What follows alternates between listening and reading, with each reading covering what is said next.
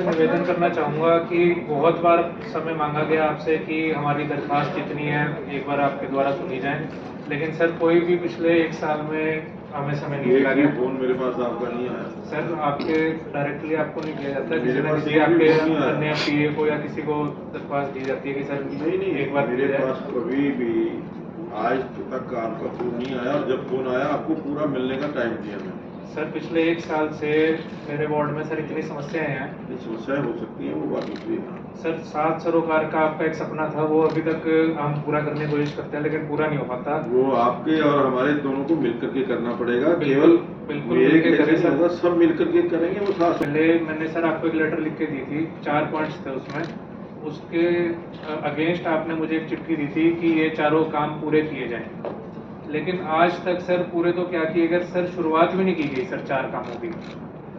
आपको वो लेटर दी गई है, एक बार वो देना भी लेटर, आपकी लेटर है जो आपके द्वारा मुझे दी गई है। 1 साल हो गया सर इसके लिखे हुए, लेकिन अभी तक आपका काम हुआ या नहीं हुआ ये तो आपने मुझे बताना ख्याल नहीं ना। आपने मुझे दिया, मैंने लिख करके अधिकारियों को बोल दिया, अधिकारियों ने काम नहीं किया, ये तो आप बताएंगे मुझे। सर ऐसा अभी आज चलो आप बता रहे हो तो आज अभी करेंगे इसके ऊपर बात। बिल्कुल बिल्कुल सर, घग्गर पार सेक्टरों सेक्टर 23, 24, 25 हैं सर। इसमें एक तो आवारा पशुओं की बहुत समस्या आज के समय में बढ़ती जा रही है। एक सर एक इलीगल गौशाला बनाई गई है सेक्टर 23 में, वो सेक्टर 23 में गौवन के नाम से सर गौशाला बनाई गई है, वो बिल्कुल इलीगल है। मेरे पास सर इरिगेशन डिपार्टमेंट द्वारा भी लिखी हुई चिट्ठी है कि ये इलीगल है, रिवर बेड में है, इसे यहाँ से हटवाया जाए। और सर हमने नगर निगम द्वारा जब सुदर्शनपुर में गौशाला बनाई है तो यहाँ पे गौशाला बनाने का जो इतनी प्राइम प्रॉपर्टी है, प्लस एक सर वो रिवर की लैंड है। और अभी रिसेंटली एक बार आपकी जानकारी के लिए, वैसे आपकी वो पूरी हो चुकी है सारी जो हमारी गौशालाएं हैं, चाहे वो रिहौड़ के अंदर है, सुदर्शनपुर है, पिंजौर है, सारी की सारी फुल हो चुकी है। और ये जो गौवन की बात कर रहे हैं, ये उस समय के अंदर बना था जब लंपी बीमारी आई थी। ऐसी गायों को उन गौशालों के अंदर नहीं रखा जा सकता था क्योंकि बीमारी फैलने का खतरा था, इसलिए इनको लंपी से इफेक्टेड जो गाय थी उनको हमने यहाँ पर रखने के लिए इंतजाम किया था। लेकिन अब जिस प्रकार से, जैसा आप ही दिख रहे हैं कि स्टे एनिमल्स बहुत ज़्यादा हैं, हमने स्टे एनिमल्स को रोकने का प्रयास किया। साथ के एरिया से कुछ दूसरी जगह से लोग फिर यहाँ छोड़ करके चले जाते हैं, लेकिन हम प्रयास कर रहे हैं कि अभी ये जो स्टे एनिमल्स हैं इनको किसी प्रकार से रोका जाए।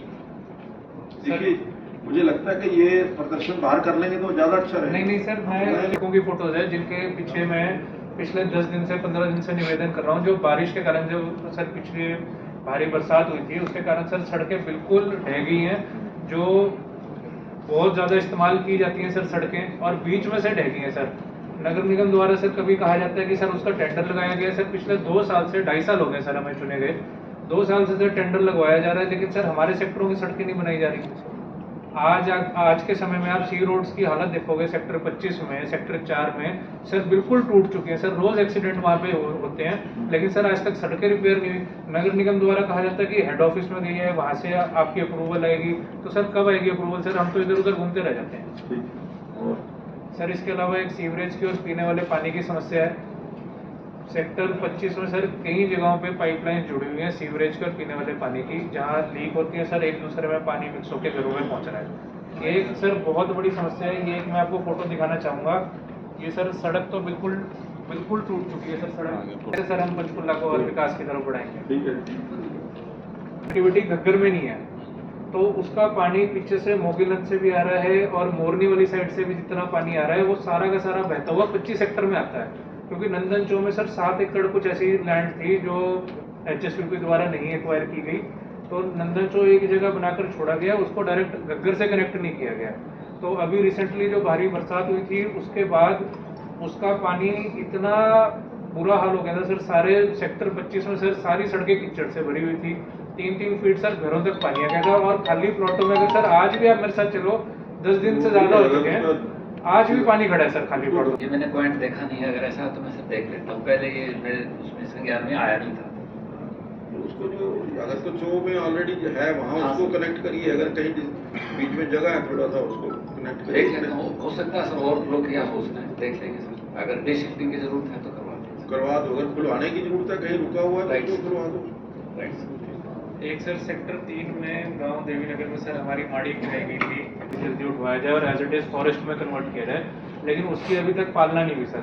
Dumping ground as it is आज के समय में भी जोरीवाला में भी और 23 सेक्टर में ऐसे ही शायद हो रहा आपकी है। जानकारी के लिए, शायद आपको जानकारी तो है पर वो एक प्रश्न करने के लिए प्रश्न कर रही हैं। हमने उसका कॉन्ट्रैक्ट आज की तारीख के अंदर जितना हमारा वेस्ट आ रहा है, थोड़ा बहुत पहले इकट्ठा हुआ था, उसका भी हमने टेंडर कर दिया, उसको भी अलाट कर दिया उठाने के लिए, वो भी टेंडर हो गया। जो सेक्टर 23 के अंदर पिछले 50 साल का गंदगी घिरी हुई थी, 50 साल का किवाड़ वहाँ इकट्ठा हुआ था, वो भी हमने उठाने का टेंडर कर दिया, उसके ऊपर भी काम शुरू हो गया। सर एनजीटी द्वारा 9 करोड़ रुपए फाइन, 9 करोड़ का मुझे है अंदाजा कि नगर निगम डीसी जो खाते में वो भरा जाना था वो दे दिया गया है, और डीसी जो हमारे मैडम हैं इनके द्वारा उन 9 करोड़ रुपए का इस्तेमाल किया जाना है वहाँ जूरीवाला से सारा का सारा क्लियर करने में और उसको as it is forest develop करने में। तो वो सर अभी तक क्यों नहीं कार्य शुरू हुआ? वो क्लियर कर रहे हैं ना, मैंने यही तो बताया कि 3 टेंडर पूरा वहाँ घिरा था, उसको हटाने का टेंडर हो गया, अलॉट हो गया। तीसरा जो सेक्टर 23 का जो पिछले 40-50 साल का गंद वहाँ इकट्ठा हो रहा था, उसको भी हम ही साफ कर रहे हैं, उसका टेंडर हो चुका है और उसके लिए जो अलॉटमेंट के बाद काम भी उसके ऊपर शुरू हो गया। सर मेरा तो दोबारा उसका टेंडर क्यों लगाया गया है? नहीं, वो तो अब उसको 9 करोड़ में से वार्ड पड़ा, पहले वो हटाएंगे तभी उसको वो फॉरेस्ट बनाएंगे या वन बनाएंगे, उसको हटा करके उसका टेंडर हमने कर दिया। उसके बाद जो वहाँ पर जो भी काम करने का वो करवाएंगे। जी, मैं विरोध नहीं कहूँगा, लेकिन हमारे कुछ गांव के बड़े नेता थे, आपके पास भी आए, आपसे निवेदन किया कि इसको हमें 2 दिन का समय दिया जाए और विधि विधान के अनुसार हम उसे वहाँ से हटा के अपनी जगह में, साइड में हमारी जगह भी है वहाँ पर लगवा देते हैं। लेकिन आपके द्वारा एक सीए साहब को और ईओ साहब को, उस टाइम मानव मलिक जी थे, उनको आपने आदेश भी दिया, फोन भी किया कि चलो कोई बात नहीं आज इसका काम रोक दो। तो जब मैं निवेदन कर रहा था सर, मैं वहाँ मौके पर मौजूद था जब ये माड़ी घेरी गई, मैंने सर सिर्फ निवेदन किया था कि ज्ञानचंद जी का आपको एक फोन कॉल आएगा, हमें 2 दिन का समय दिया गया, हम यहाँ से अपने विधि विधान के अनुसार उठा लेंगे। सर उस दिन गुग्गा नवमी भी थी, तो हमने कहा था सर आज के दिन ना घेरो, आज के दिन बहुत एक बड़ा दिन माना जाता है। जी चलो सर, हो गया गेर थी सर, हाँ, मैं मानता हूँ, लेकिन सर एक पार्षद का काम होता है सर, थोड़े सा हम रिक्वेस्ट कर सकते हैं अधिकारियों को जवाब देना कोर्ट के अंदर। वो कितना उसके ऊपर रजिस्टर कर सकते हैं कोर्ट के अंदर, कितना नहीं, क्या पोजीशन है मैं नहीं जानता, लेकिन हमने अपनी तरफ से प्रयास किया, आपने भी प्रयास किया, हमने प्रयास किया, नहीं हो सका वो विषय खत्म हो गया। चलो आपने उनसे निवेदन किया कि सर हमें 2 दिन का समय दिया जाए, तो इसमें सर मुझ पे केस करवाया जाता है कि आपने सरकारी काम में बाधा डाली है, आपने सरकारी अफसरों से बदतमीजी करी है और आपने मेरा हाथ मोड़ा है, मेरे से वायलेंस करी है। ये केस सर आज तक मुझ पे चलता आ रहा है, हाई कोर्ट में केस चल रहा है सर। तो ये केस क्यों डाला गया है सर मुझ पे, जब मैं एक निवेदन किया गया था?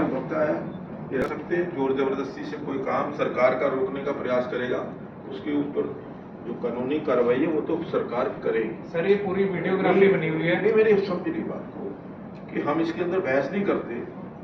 एक सरकार की तरफ से आदेश आया, एनजीटी की तरफ से आदेश आया, कोर्ट की तरफ से आदेश आया कि ये इसको हटाना।